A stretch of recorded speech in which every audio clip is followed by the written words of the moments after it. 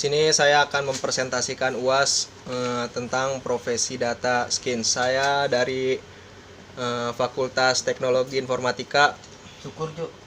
Muhammad Azriel Yusuf Abdillah. Sini saya akan mempresentasikan UAS. Dimulai dari latar belakang. Apa itu data science? Data science adalah ilmu yang menggabungkan matematika dan statistika dengan ilmu komputer dengan tujuan analisa data-data analisis dari suatu himpunan data baik skala kecil atau dalam kurung sampel maupun besar dalam kurung populasi dengan mengaplikasikan algoritma tertentu untuk tujuan menggali data mining dan mendapatkan pola data yang serta dapat melakukan prediksi data prediction dengan cukup akurat yang dapat membantu dalam pengembalian keputusan dan dapat digunakan untuk membuat sistem yang cerdas dalam kurung al yang dapat terus belajar dengan sendirinya, machine learning. Keunggulan data science, adapun manfaat lain dari data science pada bidang startup adalah membantu menentukan produk atau fitur apa yang dibutuhkan oleh khalayak, membantu mengevaluasi bisnis dan menciptakan target serta strategi, memprediksi tren di masa mendatang serta perilaku pelanggan. Berikut adalah rotasi dari atau rumusan dari data science.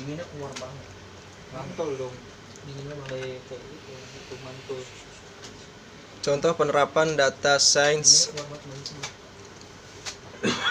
bantu deteksi dan penanggulangan endometriosis.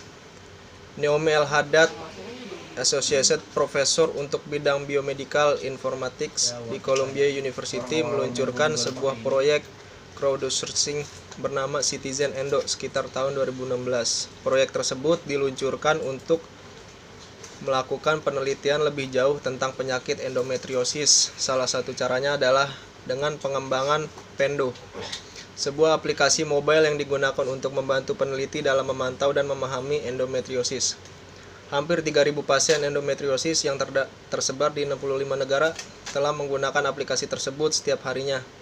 Mereka mendokumentasikan berbagai hal seperti rasa sakit di sekitar rahim, tingkat energi, mood, diet, aktivitas fisik, dan lain sebagainya.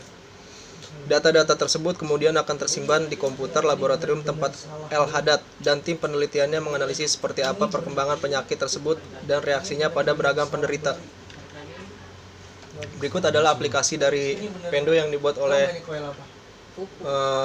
Asosiasi Profesor untuk bidang Biomedical Informatik di Columbia pada tahun 2016. Berikut adalah aplikasi yang biasa dipakai pasien.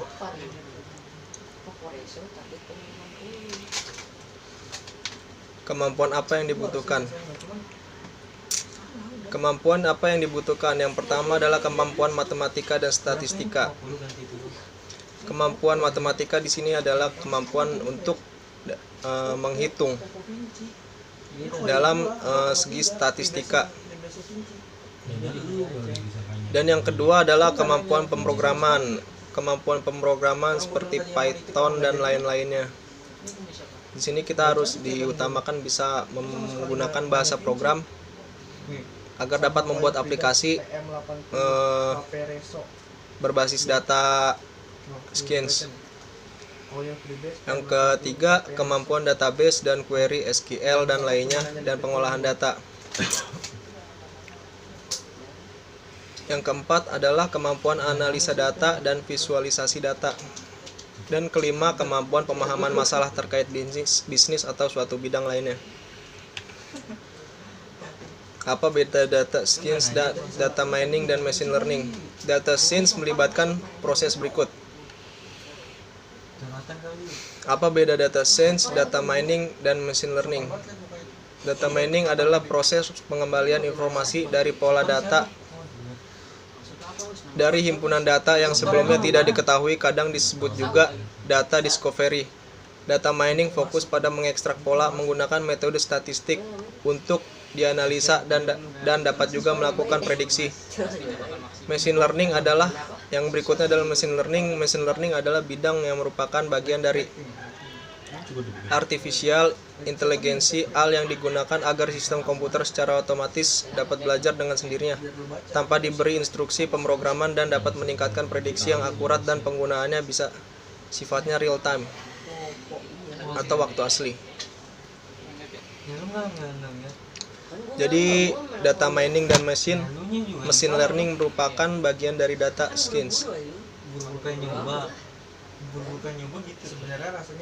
Tujuan data science yang pertama, menggali data dan memberikan informasi seakurat mungkin, digunakan untuk deskripsi. Deskripsi yaitu menampilkan pola data untuk dianalisa dan penemuan masalah. Di deskripsi ini kita dijunjung tinggi untuk menampilkan pola dari sebuah masalah untuk dianalisa, lalu kita cari lagi solusi untuk penyelesaian masalah berikutnya. Prediksi yaitu melakukan prediksi berupa nilai, probabilitas maupun data dan kemudian merekomendasikan hasilnya untuk digunakan sebagai alat bantu mengambil keputusan maupun secara langsung digunakan secara otomatis oleh sistem. Yang dilakukan di sini kita melakukan prediksi berupa nilai itu berupa berapa ribu dari data yang dikumpulkan dari deskripsi sebelumnya, probabilitas maupun data, kemudian merekomendasikan hasilnya. Lalu kita rekomendasikan hasilnya untuk digunakan sebagai alat bantu mengambil keputusan maupun secara langsung digunakan secara otomatis oleh sistem. Jenis pembelajaran data science. Yang pertama, supervised learning atau prediksi. Untuk membentuk sistem yang cerdas, sistem harus diberikan pelatihan terlebih dahulu, training. Dengan data fakta labeled training, sistem akan belajar dan membentuk pola data yang ada baru kemudian digunakan untuk melakukan prediksi. Proses belajarnya seperti anak murid yang diajarkan oleh guru. Yang kedua, unsupervised learning deskripsi. Sistem dapat mengandalkan data yang belum dilatih sebelumnya, unlabeled training, dan dapat membentuk pola data yang sifatnya deskriptif, bukan untuk prediksi. Yang ketiga, reinforced dan deep learning. Prediksi juga. Sistem belajar dari feedback lingkungan dengan teknik learning yang iteratif, berulang-ulang, dan adaptif, menyesuaikan seperti cara manusia belajar dengan sendirinya. Algoritma digunakan untuk memaksa sistem belajar menemukan nilai optimal dengan coba-coba trial and error. Teknik pembelajaran menggunakan algoritma neural network berlapis yang sangat mirip dengan cara kerja otak manusia, di mana neuron-neuron satu sama lain membentuk jaringan neuron yang sangat rumit.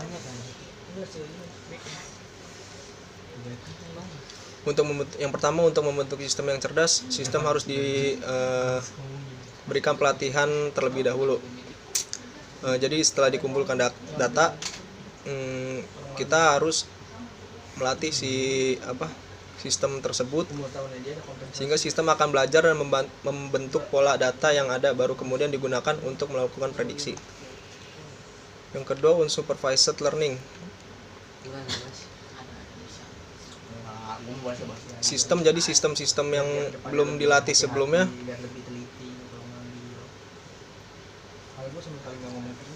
Jadi ini adalah sistem yang belum dilatih dan dapat membentuk pola data yang sifatnya deskriptif atau bukan untuk diprediksi.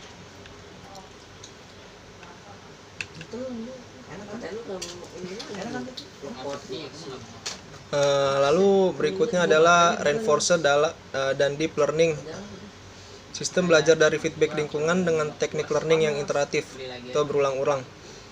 Jadi sistem belajar yang diterapkan di sini adalah lingkungan dengan teknik yang sudah terjadi berulang-ulang kali dengan menyesuaikan apa yang sudah terjadi seperti cara manusia belajar dengan sendirinya. Jadi dengan berulang-ulangnya kasus, inilah yang dinamakan reinforced dan deep learning. Dengan terjadinya berulang-ulang kasus, kita dapat menguji coba kembali apa yang error, teknik yang rusak. Jadi kita akan mempelajari lagi apa yang salah dan lalu dibenarkan sistemnya. menggunakan algoritma neural network berlapis sangat mirip dengan cara otak kerja manusia, di mana neuron-neuron satu sama lain membentuk jaringan neuron yang sangat rumit. Terima kasih. Saya Muhammad Azril Sukabillah. Assalamualaikum warahmatullahi wabarakatuh.